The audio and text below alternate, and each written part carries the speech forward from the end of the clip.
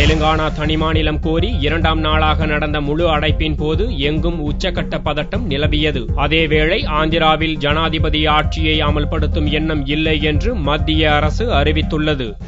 தனி தெலுங்கானா மாநிலம் அமைக்க வலியுறுத்தி தெலுங்கானா மாவட்டங்களிலிருந்து தேர்வான அனைத்துக் கட்சி எம்எல்ஏக்கள் மற்றும் எம்பிக்கள் வரிசையாக ராஜினாமா செய்து கொண்டிருக்க, இன்னொருபுறம் தெலுங்கானா போராட்ட குழு சார்பில் 2 நாள் பந்த் அறிவிக்கப்பட்டது. முதல் நாள் பந்தின் போது ஐதராபாத்தில் உள்ள உஸ்மானியா பல்கலைக்கழகத்தில் போலீசுக்கும் மாணவர்களுக்கும் இடையே நடந்த மோதல் தவிர வேறெந்த அசம்பாவித சம்பவமும் நடக்கவில்லை. 2ஆம் நாளான புதன்கிழமை பிற்பகலில் உஸ்மானியா பல்கலைக்கழக மாணவர்கள் தியாகிகள் நினைவிடத்தை நோக்கி பேரணி நடத்த முயன்றனர். அதை போலீசார் தடுத்ததால் இரு தரப்பிற்கும் மோதல் ஏற்பட்டது. போலீசார் மீது மாணவர்கள் கற்களை வீசினர். உடனே போலீசார் கண்ணீர் புகைக்குண்டுகளை வீசி மாணவர்களை கலைத்தனர். இதனால் பல்கலைக்கழக வளாகத்தில் பெரும் பதட்டம் நிலவுகிறது. இந்த சம்பவத்தில் எத்தனை பேர் காயமுற்றனர், எத்தனை பேர் கைது செய்யப்பட்டனர் என்பது போன்ற விவரங்கள் தெரியவில்லை. முதல் நாளை போலவே 2ஆம் நாளிலும் வர்த்தக நிறுவனங்கள், கல்வி நிலையங்கள், தியேட்டர்கள் மூடி கிடந்தன. ஆந்திர மாநில அரசு போக்குவரத்து ஊழியர்கள்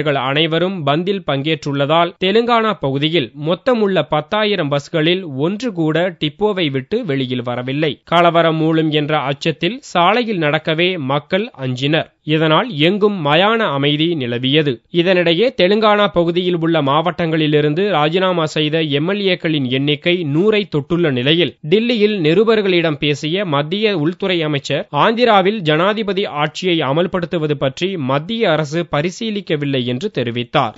We are not thinking of president's rule. We are unhappy that so many MLAs have tendered their resignations. But as I said day before yesterday, along with my colleagues, we will engage the MPs and the MLAs. Already the General Secretary in charge in the Congress Party is engaging the MLAs and MPs of the Congress Party. We hope that the process of consultation will show us the path and lead us to a conclusion. தனி தெலுங்கானா மாநிலம் அமைப்பதா வேண்டாமா என்று மத்திய அரசு இன்னமும் முடிவு எதுவும் எடுக்கவில்லை என்றும் ப. சிதம்பரம் தெரிவித்தார். 7ஆம் தேதியன்று மாணவர் ஊர்வலங்களையும் 8, 9 தேதிகளில் ரயில் மறியல் போராட்டங்களையும் நடத்த தெலுங்கானா போராட்டக் குழுவும் திட்டமிட்டுள்ளது.